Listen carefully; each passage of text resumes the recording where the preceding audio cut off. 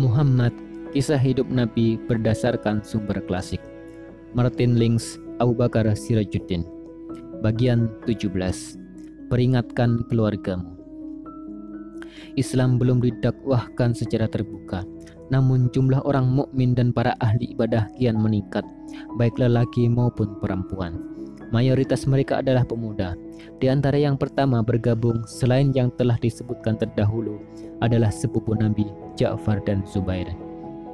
Lalu para sepupu lainnya, sepupu Nabi dan sepupu mereka juga, anak-anak bibi mereka Umaymah, Abdullah ibnu Jahsy dan saudaranya Ubaidillah, juga putra bibi mereka Barrah, Abu Salamah.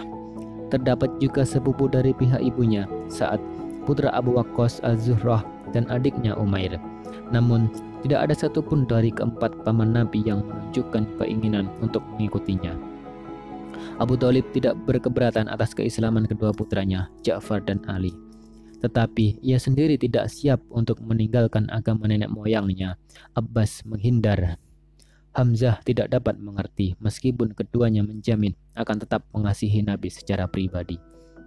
Abu Lahab secara terbuka menuduh keponakannya itu sebagai orang tertipu, kalau bukan penipu. Setelah turunnya ayat, dan berilah peringatan kepada kerabat-kerabatmu yang terdekat, Quran Surat 26 ayat 214, Nabi memanggil Ali untuk menghadapnya dan berkata, Allah telah memerintahkan agar aku memberi peringatan kepada keluargaku, kaum kerabatku. Tugas ini sangat berat bagiku. Meski demikian, siapkan makanan berupa sepotong daging kaki domba dan isilah gelas dengan susu. Lalu kumpulkan orang-orang Bani Abdul Muthalib agar aku dapat menyampaikan kepada mereka apa yang telah diperintahkan kepadaku. Ali melaksanakan apa yang diperintahkan. Sekitar 40 orang, kebanyakan Bani Hashim, datang ke jamuan makan itu. Ketika mereka telah berkumpul, kata Ali, Nabi menyuruhku menghidangkan makanan yang telah kupersiapkan. Beliau mengambil sepotong daging, menggigitnya, dan mengeluarkannya kembali ke atas pinggan. Ambillah itu dengan nama Allah, katanya. Orang-orang itu makan secara berebut sampai tidak ada seorang pun dari mereka yang dapat makan lagi. Namun, kata Ali, kulihat makanan tersebut tidak berkurang, kecuali sudah diaduk-aduk oleh tangan mereka. Demi hidupku, kalau sekiranya mereka itu hanya satu orang, pastilah ia dapat memakan semua yang kuhidangkan di hadapan mereka. Kemudian Nabi berkata, suguhkan kepada mereka minuman. Aku pun membawakan gelas tadi. Masing-masing meminum isinya. Meskipun tak seorang pun yang menghabiskannya, namun ketika Nabi hendak berbicara kepada mereka, Abu Lahab mencegahnya. Ia berkata, tuan rumah kalian telah meletakkan jambi-jambi untuk kalian. Ucapan Abu Lahab itu menyebabkan para tamu itu bubar sebelum beliau sempat berbicara. Pada hari berikutnya, Nabi memerintahkan Ali melakukan hal yang sama seperti hari sebelumnya. Karena itu, hidangan serupa dipersiapkan lagi dan segala sesuatu berlangsung seperti sebelumnya. Hanya kali ini Nabi bersiaga dan dapat berbicara kepada mereka. Wahai keturunan Abdul Muthalib, katanya, aku yakin tidak ada seorang pun dari bangsa Arab yang datang kepada kaumnya dengan ajaran yang lebih mulia daripada yang kubawa.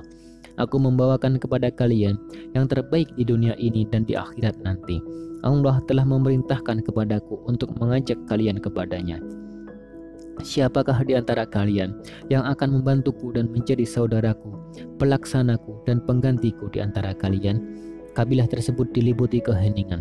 Ja'far dan Zaid dapat saja berbicara, tetapi mereka sadar bahwa keislaman mereka tak perlu diragukan lagi dan tujuan dari pertemuan ini adalah untuk mengajak masuk Islam yang lainnya.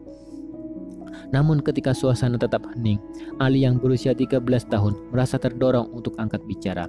Wahai Nabi Allah, aku akan menjadi penolongmu dalam hal ini.